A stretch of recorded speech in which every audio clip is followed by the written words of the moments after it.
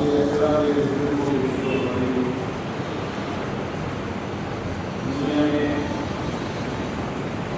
میں بسنے والے سارے انسانوں کی دنیا اور آخرت کی کامیابی کا راز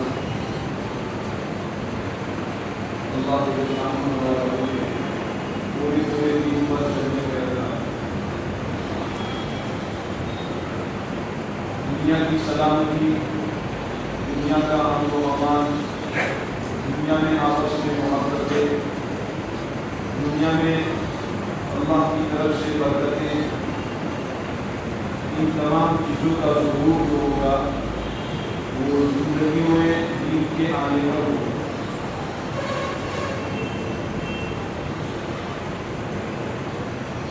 اللہ تعالیٰ اپنے بندوں پر بڑے مہربان ہیں۔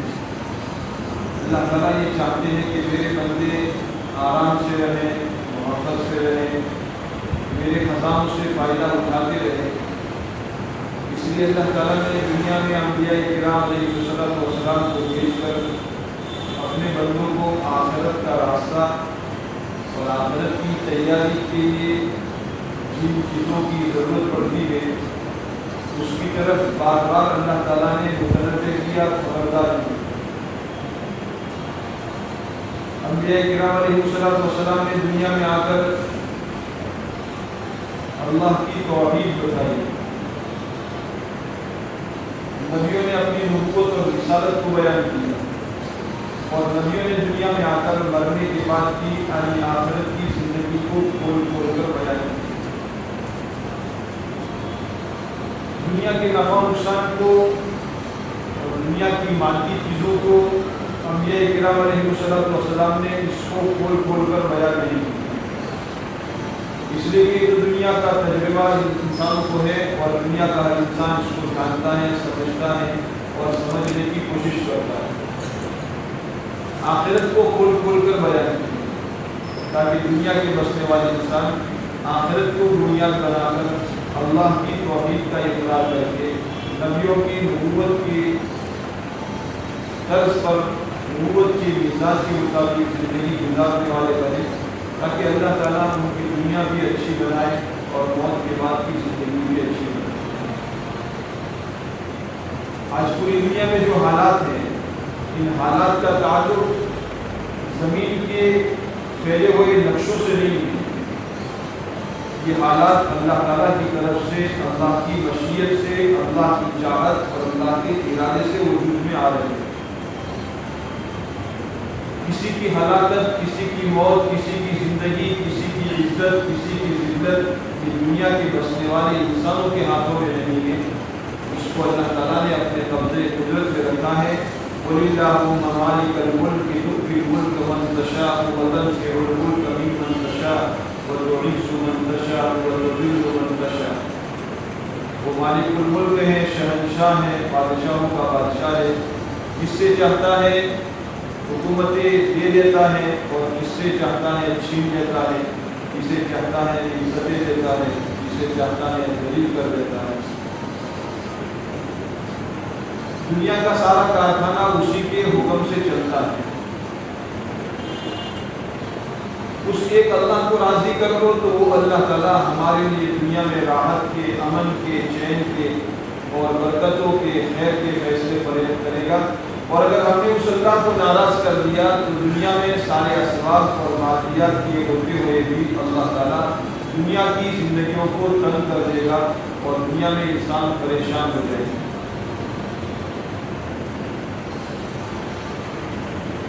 ایک حکایت کے طور پر ایک حکایت لکھی گئی ہے، جس میں بھی بتایا ہے کہ ایک لومڑی شیار، اس کا ایک بچہ پیدا ہوا، بچہ چھوٹا سا تھا۔ لومڑی کو دل میں ایک سفر کرنے کی ضرورت پیدا ہوئی، لمبا سفر تھا۔ لومڑی نے سوچا میں اپنے بچے کو ساتھ لے جاؤں گی تو بچے کی تباہی اور ہلاکت کا نقشہ ہو جائے گا، اور اگر یہاں چھوڑوں گی تو یہاں کس کے بھروسے پر چھوڑوں؟ اس نے سوچا جنگل کا راجا شیر ہے، شیر سے بات کروں۔ اس نے جنگل کے راجا شیر کو بات کی کہ میں ایک لمبے سفر پر جا رہی ہوں اور میرا ایک چھوٹا سا بچہ ہے، میں یہ چاہتی ہوں کہ اس بچے کو تمہارے حوالے کرو، تم اس کی حفاظت کرو۔ شیر نے کہا بہت مبارک، کوئی بات نہیں ہے، بچے کو میری پیٹھ پر سوار کر دو، میں اس کی حفاظت کر دوں۔ بچے کو اس کے سپرد کر دیا اور لومڑی ایک لمبے سفر پر روانہ ہو گئی۔ ایک مدت کے بعد جب وہ واپس آ رہی تھی تو اس کے دل میں یہ خیال آ رہا تھا، ہو سکتا ہے کہ یہ میرا بچہ شیر کی پیٹھ پر سوار ہوگا یا میرا بچہ شیر کے ساتھ کھیل رہا ہوگا۔ انہی امنگوں و آرزوؤں کے ساتھ جب وہ واپس آئی تو دیکھا کہ شیر کی پیٹھ پر بھی بچہ نہیں ہے اور شیر کے آس پاس بھی بچہ نہیں ہے۔ اس نے آ کر شیر سے پوچھا میرے بچے کا کیا ہوا؟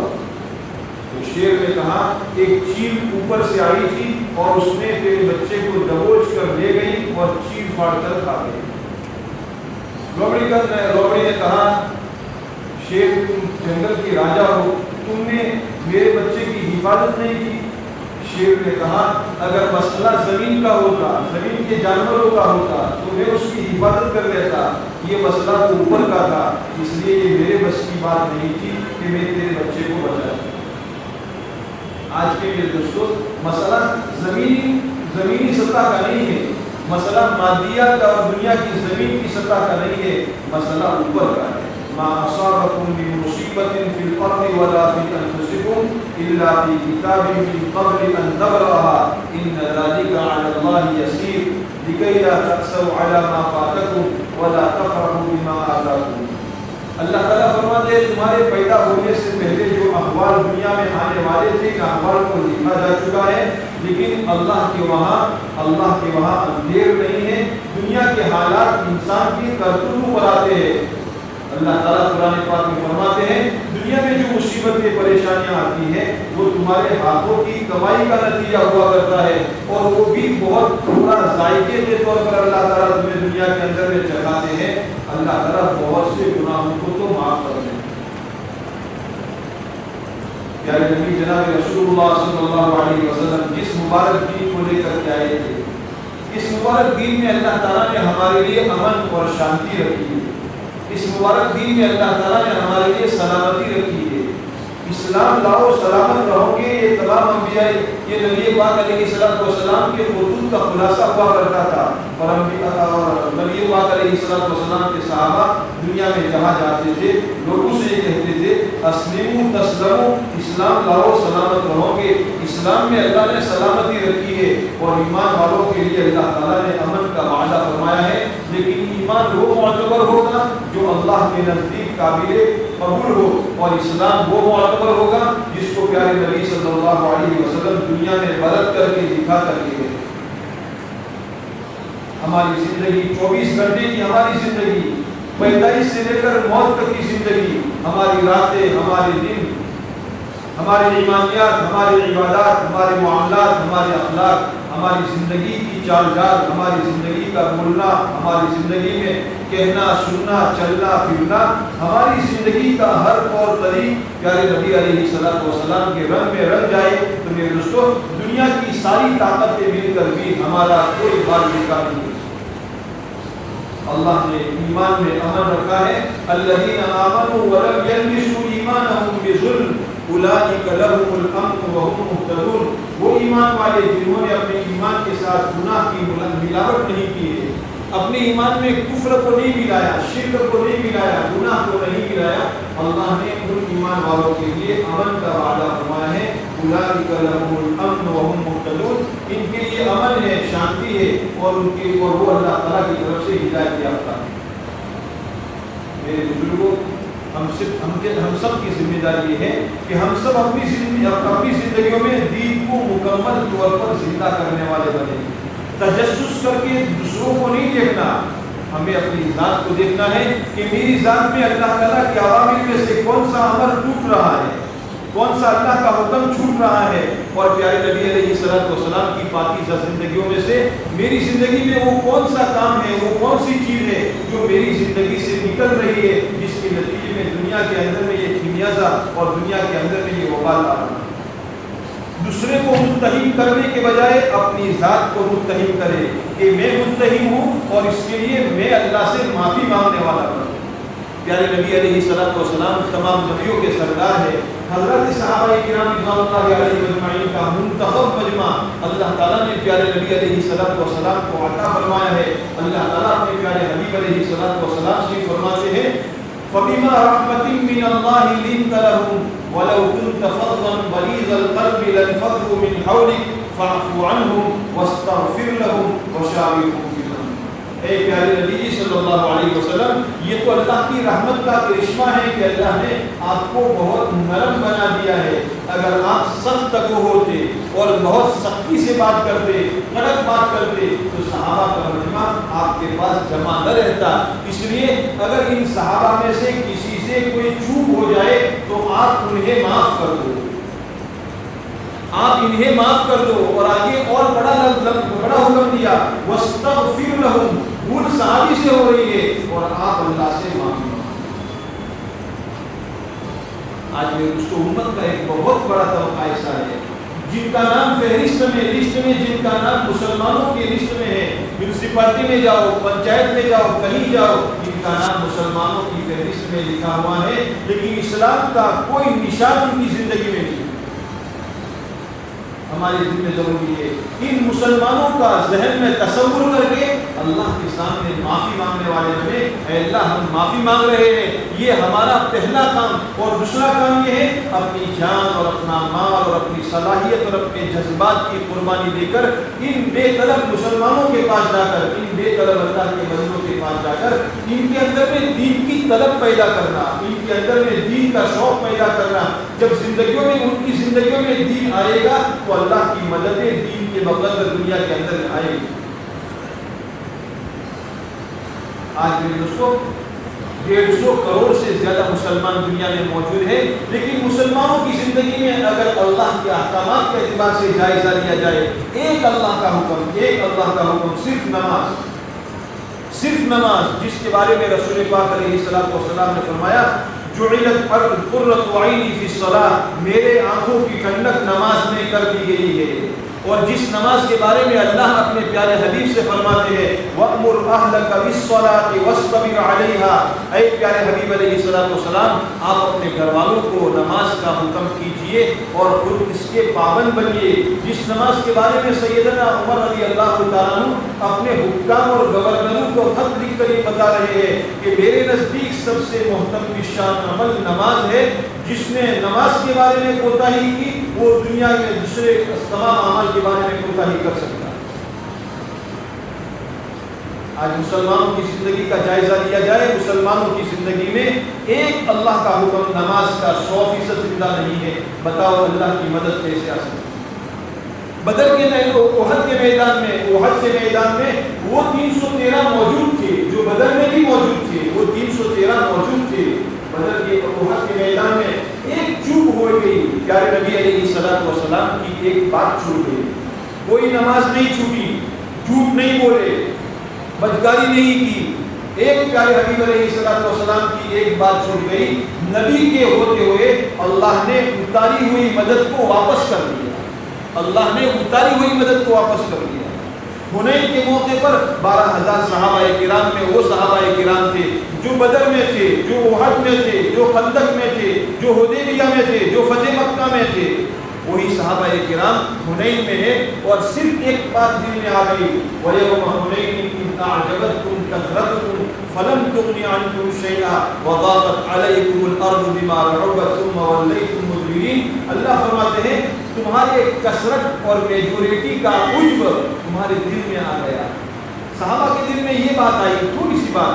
یہ واقعات اللہ تعالیٰ نے صحابہ سے اس لیے کروائے ہیں تاکہ قیامت تک کے آنے والے مسلمانوں کے لیے سبق بنے کہ اگر ہماری زندگی میں یہ چوک ہو گئی تو ہم سے بھی وہی ہوگا.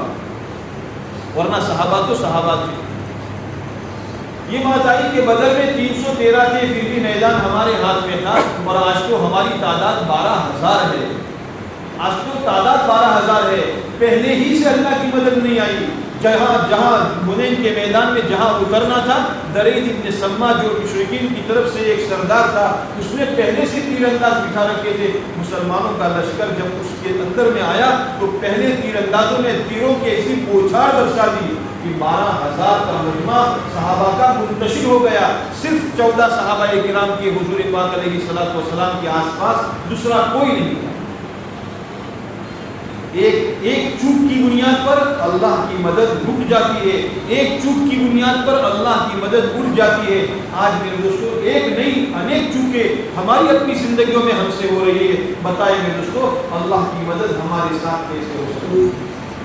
مسلمان مظلومیت کا ڈنڈورا پیٹے لیکن ہم مظلوم نہیں، گویا ہم ظالم ہیں، اس لیے کہ ہم نے اللہ کے احکام کو توڑ کر سب سے بڑا ظلم کیا ہے، سب سے بڑا ظلم کیا ہے۔ اللہ تعالیٰ نے شرک کو ظلم سے تعبیر کیا ہے، ان الشرک لظلم عظیم، شرک کا سب سے بڑا ظلم ہے۔ میرے دوستو جب شرک کا سب سے بڑا ظلم ہے تو معصیت اور گناہ چھوٹا ظلم تو ہو ہی سکتا ہے۔ اللہ تعالیٰ نے دوستو دعوت کی مبارک محنت ہمیں اس لیے دی ہے تاکہ اس محنت کے نتیجے، اس محنت کو لے کر ہم بنجر بستیوں میں جائے، دیہاتوں میں جائے، چلے میں جائے، چار مہینوں میں جائے۔ ہمارے ملک کا عوام، ہمارے ملک کے عام مسلمان کتنی غفلت کے ساتھ زندگی گزار رہے ہیں، چاروں طرف حالات ہی حالات، موبائل میں صبح اور شام دیکھتے رہتے ہیں، لیکن کبھی یہ توفیق نہیں ہوتی چلو مسجد میں جا کر 2 رکعت توبہ کی نماز پڑھ کر اللہ کے سامنے معافی مانگے، حالات کا تبصرہ کریں گے، حالات کا تذکرہ کریں گے، ٹولیاں بنا کر تبصرے کرتے رہیں گے، لیکن ٹولی میں سے کسی ایک فرد کی کوئی توفیق نہیں ہوگی۔ چلو مسجد میں جا کر اللہ کے سامنے توبہ استغفار کرے، اللہ تعالیٰ کا وہ استغفار پر قوت دینے کا وعدہ ہے۔ اللہ تعالیٰ قرآن پاک میں فرماتے ہیں وَاسْتَغْفِرُوا رَبَّكُمْ إِنَّهُ كَانَ غَفَّارًا يُرْسِلِ السَّمَاءَ عَلَيْكُمْ مِدْرَارًا، اور ایک جگہ اللہ فرماتے ہیں اسْتَغْفِرُوا رَبَّكُمْ إِنَّهُ كَانَ غَفَّارًا، اللہ تعالیٰ وَيَزِدْكُمْ قُوَّةً إِلَىٰ قُوَّتِكُمْ وَلَا تَتَوَلَّوْا مُجْرِمِينَ، اللہ تعالیٰ استغفار پر تمہاری قوتوں میں اضافہ فرمائے۔ جو راستہ ہمیں ہمارے آقا جناب رسول اللہ صلی اللہ علیہ وسلم نے دیا تھا، اس راستے کو چھوڑ کر دوسرے راستوں میں ٹانگ مار رہے ہیں اور کامیابیوں کو اور عزتوں کو اور قوتوں کو اور مددوں کو تلاش کر رہے ہیں۔ بھلا ان راستوں پر اللہ کی مدد کیسے آ سکتی ہے جن راستوں پر میرے دوستو، جن راستوں پر پٹک کر انسان سر ٹکرا کر مر جاتے ہیں۔ اللہ تبارک و تعالیٰ نے پیارے نبی علیہ الصلوۃ والسلام کے ذریعے سے ایک صاف ستھرا دین کا راستہ ہمیں دیا تھا۔ اس صاف ستھرے دین کے راستے پر اگر ہم اور آپ چلنے والے بنے، ہمارے گھر والوں کو، بستی والوں کو، ہمارے محلے والوں کو اور اپنے آپ کو تیار کر کے پورے عالم میں بسنے والے سارے انسانوں کو اللہ کا یہ پیغام سنانے والے بنے تو اللہ تبارک و تعالیٰ دنیا میں آج بھی امن و شانتی پیدا کریں گے۔ جس اللہ نے آج سے پہلے 1400 سال پہلے پیارے نبی علیہ الصلوۃ والسلام کی پیشین گوئی کو پورا فرمایا تھا کہ صنعاء یمن سے ایک عورت زیور سے لگی ہوئی چلے گی اور بیت اللہ تک آئے گی اور بیت اللہ کا طواف کرے گی، اس پر کوئی بھی نگاہ اور نظر اٹھانے والا نہیں ہوگا، اس کو کوئی خطرہ نہیں ہوگا، بھیڑیے سے کوئی بکری یعنی خوف نہیں کھائے گی۔ وہ امن اور شانتی کا زمانہ حضور اکرم صلی اللہ علیہ وسلم کے بعد لوگ دنیا کے انسانوں نے اپنی آنکھوں سے دیکھا تھا، اور ایک زمانہ آئے گا قیامت سے پہلے کہ ایسی شانتی اور ایسی برکتیں اور ایسی محبتیں دنیا میں وجود میں آئے گی، اور اللہ تعالیٰ مال کی اتنی کثرت دیں گے کہ لوگ زکوٰۃ کا مال لے کر دنیا میں پھریں گے لیکن کوئی زکوٰۃ دینے والا مستحق نہیں ملے گا۔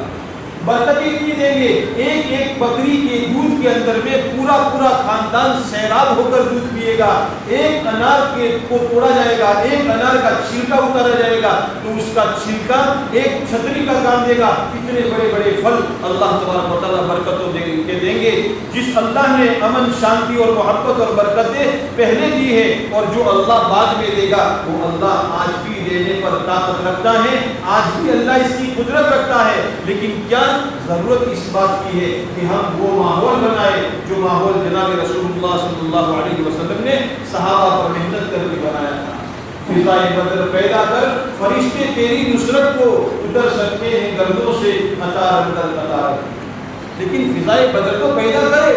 ہم یہ چاہتے ہیں کہ ہمارے یہاں ہوائی جہاز اترے تو ہوائی جہاز کے اتارنے کے لیے ہوائی اڈا بنانا پڑتا ہے، ایئرپورٹ بنانا پڑتا ہے۔ ہمارے کھیت میں ہوائی جہاز نہیں اترے گا بلکہ اس کو اتارنے کے لیے ہوائی اڈا بنانا پڑتا ہے۔ ہم یہ چاہتے ہیں اللہ کی رحمت میں اترے تو اللہ کی رحمتوں کو اترنے کے لیے رحمت کا ماحول بنانا پڑے گا۔ ماحول تو غضب کا ماحول ہے. گھر گھر میں ٹی وی اور وی سی آر کے ذریعے سے میوزک اور پتہ نہیں کن کن گانوں کے ذریعے سے مسلمانوں کے گھر سے گانوں کی آواز آ رہی ہے. کون پڑھا لکھا اور کون ان پڑھ، کون نمازی اور کون حاجی اور قاضی، ہر گھر سے اس طریقے کی میوزک کی آواز آ رہی ہے، جس کو اللہ کے نبی علیہ السلام فرماتے ہیں میں میوزک کو مٹانے کے لیے دنیا میں آیا ہوں. اور آج حضور پاک علیہ السلام کا امتی دین سے غفلت کے نتیجے میں جس گھر سے مسلمان کے جن گھروں سے قرآن کی صدائیں آتی تھی، قرآن کریم پڑھا جاتا تھا، ہم نے ہمارے بچپن میں دیکھا ہے گھر گھر کے اندر میں فجر کی نماز کے بعد محلے میں سے گزر جاؤ یاسین شریف کے پڑھنے کی آواز آتی تھی. آج سارا کا سارا قبرستان کی طرح سونا پڑا ہوا ہے. کیا بات ہے؟ اللہ کی رحمت کا ماحول نہیں ہے تو اللہ کی رحمت کیسے آئے گی؟ مسجدوں کو آباد کرنے کی ضرورت ہے. فرمایا ہے رسول پاک صلی اللہ علیہ وسلم نے کہ جن بستیوں کی مسجدیں آباد ہوگی اللہ ان بستیوں کی آبادی کا فیصلہ فرمائیں گے. ہم اپنی مسجدوں کا جائزہ لے لیں، ہماری مسجدیں کتنی آباد ہیں. ظہر اثر مغرب میں نہ دیکھے، فجر میں دیکھے فجر میں ہمارے نمازی کتنے ہیں، ظہر میں ہمارے نمازی کتنے ہیں، مشغولیت کے وقت میں ہمارے نمازی کتنے ہیں، سونے کے اوقات میں ہمارے نمازی کتنے ہیں. ہماری مسجدیں آباد ہو رہی ہیں یا غیر آبادی کی طرف، ویرانی کی طرف جا رہی ہیں؟ اللہ تعالیٰ اللہ کے پیارے نبی علیہ السلام ایک روایت میں فرماتے ہیں جب کسی بستی پر اللہ تعالیٰ عذاب بھیجنے کا ارادہ فرماتے ہیں اور وہاں یہ تین قسم کے لوگ دیکھے، تین قسم کے لوگ. ایک تو مسجد کو آباد کرنے والے، نماز کے ذریعے سے، ذکر کے ذریعے سے، تلاوت کے ذریعے سے، اعمال عبادت کے ذریعے سے، اعمال دعوت کے ذریعے سے مسجد آباد ہے. کوئی رو رہا ہے اور کوئی تلاوت کر رہا ہے اور کوئی دعائیں مانگ رہا ہے، کوئی نمازیں پڑھ رہا ہے. یعنی ہماری مسجدیں 24 گھنٹے اعمال سے آباد رہنے والی بن جائے. اس کے لیے اپنی ذات سے مسجدوں کو اپنے آپ کو مسجد کا ٹھیا بنانا، اپنے آپ کو مسجد کا ٹھیا بنانا. یہ نہیں کہ کسی اور وقت میں مسجد کا دروازہ کھلا ہوا دیکھا تو ہم بھی تعجب سے دیکھے آواز ٹائم نہ دے مسجد کا دروازہ اگاڑو سے بے چار مرسو مسجد کو فری گیا سی جب میں مسجد نہ در مرسو آیا سی. گویا مسجد کو اللہ کے دربار میں تو کوئی آنے کی 5 نمازوں کے سوا کوئی دوسرا ٹائم ہی نہیں. ہر ایک کے ذہن میں یہ بات بن چکی بھائی 5 وقت کی نماز کے لیے تو آئے ٹھیک ہے، لیکن اور وقت میں مسجد کیسے آباد ہو سکتی ہے؟ ہم مسجدوں کو آباد کرنے والے بنے. اور فرمایا ہم اللہ کی نسبت پر آپس میں محبت کرنے والے بنے. آپس میں محبت، 3 قسم کے عمل بتائے. ایک مسجد کو آباد کرنے والے، دوسرا آپس میں محبت رکھنے والے. دلوں کا توڑ یہ میرے دوستوں سب سے بڑا اللہ کی طرف سے وبال لانے کا ذریعہ ہے. سب سے بڑا اللہ کی طرف سے وبال لانے کا ذریعہ ہے. اجتماعیت میں اللہ تعالیٰ کی مدد ہوتی ہے اور اجتماعیت ٹوٹ جاتی ہے تو میرے دوستوں اللہ کی طرف سے مدد ٹوٹ جاتی ہے. وہ صحابہ کا مجمع جن صحابہ کے بارے میں اللہ کے پیارے نبی علیہ السلام نے فرمایا تھا کہ میرے صحابہ ستاروں کی طرح ہے، تم جس کی ابتدا کرو گے جنت میں پہنچ جاؤ گے. سیدنا علی رضی اللہ تعالیٰ کے زمانے میں آپس کی اجتماعیت ختم ہو گئی. کوئی اس ٹولی میں چلا گیا، کوئی اس ٹولی میں چلا گیا. اتنا بڑا نقصان ہوا کہ سیدنا علی رضی اللہ تعالیٰ کے زمانے میں 2-3 سال کے عرصے میں 2 بڑی جنگیں ہوئی. بے ایمانوں کے ساتھ نہیں، مسلمانوں کے ساتھ آپس میں بڑی جنگیں ہوئی جس میں 30 سے 40 ہزار صحابہ کرام اور تابعین شہید ہوئے. حضور کے زمانے کو گزرے ہوئے ابھی 30 سال پورے نہیں ہوئے تھے، لیکن دلوں کی فتن کے نتیجے میں اللہ کی مدد اٹھ گئی اور مسلمان ایک دوسرے کے در پہ ہو گئے، قتل کے در پہ ہو گئے. اس لیے میرے دوستوں اللہ تبارک و تعالیٰ اجتماعیت کو محبوب رکھتا ہے. ید اللہ علی الجماعہ، اللہ کی تائید، اللہ کا ہاتھ اجتماعیت پر ہوتا ہے. دلوں کی پھٹن پر اللہ کی مدد نہیں آیا کرتی، بلکہ دلوں کے پھٹنے کا ذریعہ بننے والا اللہ کے نزدیک مبعوث ترین انسان ہوا کرتا ہے. سیدنا علی رضی اللہ تعالیٰ عنہ کو جس آدمی نے قتل کیا تھا، اس آدمی کو قصاص میں جب پکڑا گیا اور قصاص میں اس کے ہاتھ پاؤں کاٹے گئے، لوگوں نے کہا اس کا ہاتھ کاٹ دو، پاؤں کاٹ دو. ہاتھ کاٹ دیے گئے، پاؤں کاٹ دیے گئے. لوگوں نے کہا اس کی زبان کاٹ دو. جب زبان کاٹنے کی باری آئی تو ایک دم چیخنے لگا. لوگوں نے کہا ہاتھ پاؤں کے کٹنے پر تو نہیں چیخا، نہیں رویا اور نہیں بلبلایا، زبان کے کٹنے پر تو اتنا چیختا ہے. اس نے کہا تم جب تک میرے ہاتھ پاؤں کاٹ رہے تھے میری زبان اللہ کی ذکر میں مشغول تھی، اب میری زبان کٹ جائے گی تو میں کیسے کروں گا؟ اتنا بڑا ذکر کرنے والا، لیکن اللہ کے نبی علیہ السلام فرماتے ہیں علی کا قاتل جہنمی ہے، علی کا قاتل جہنمی ہے۔ کیوں؟ اس لیے کہ اس نے دو مسلمانوں کی جماعت میں تفرقہ پیدا کر۔ اللہ تعالیٰ کو اجتماعیت بہت زیادہ محبوب ہے، اس لیے اللہ کے نبی علیہ السلام فرماتے ہیں مسجد کو آباد کرنے والے، آپس میں محبت کرنے والے، اور آخر رات میں اٹھ کر اللہ کے سامنے دعائیں مانگنے والے، معافی مانگنے والے، اللہ تبارک و تعالیٰ کو یہ بندے بڑے پسند ہیں۔ اللہ کے نبی علیہ السلام فرماتے ہیں علیکم بقیام اللیل، کہ تم اپنے آپ کو تہجد کے پڑھنے کو لازم کر لو، رات کا قیام لازم کر لو، اس لیے کہ یہ تم سے پہلے اسلاف کا طریقہ رہا ہے۔ یہ فرمایا جو آدمی تہجد کا اہتمام کرتا ہے، ولی بنائے بغیر اللہ تعالیٰ اس کو موت نہیں دیتے، وہ اللہ کا ولی بنتا ہے پھر اس کو موت آتی ہے۔ فرمایا ابراہیم صاحب فرماتے ہیں رات کے اندھیرے میں چلائے جانے والے تیر نشانے پر لگتے ہیں۔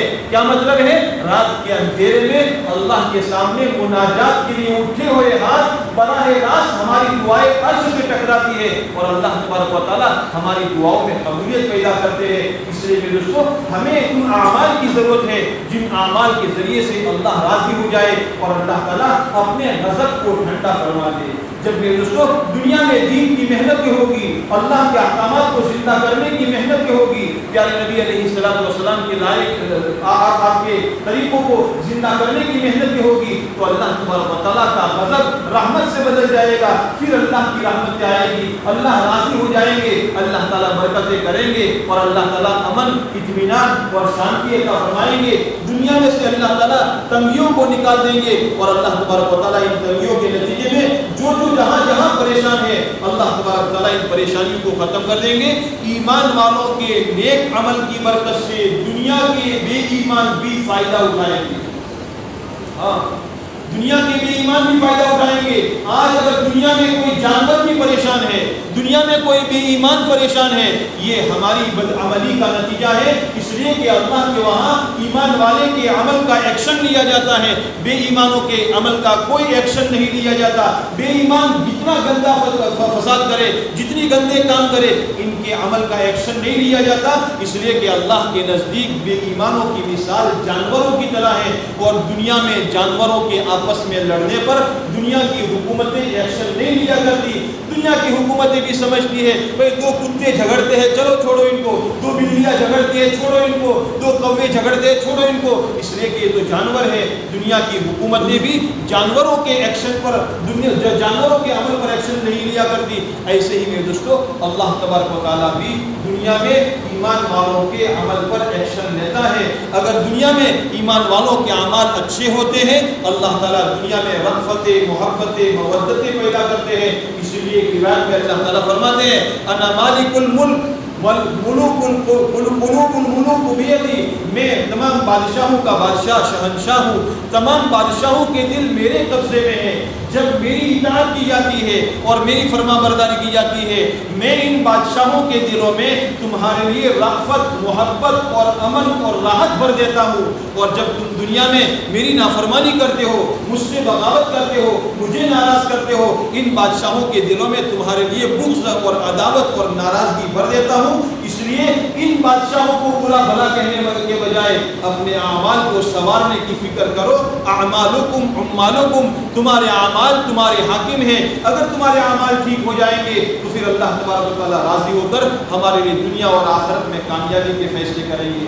آج اس زمانے میں اللہ تبارک و تعالیٰ نے دنیا کے تمام انسانوں میں عمومی طور پر دین کو زندہ کرنے کے لیے اللہ نے ایک عمومی راستہ دعوت و تبلیغ کا عطا فرمایا ہے۔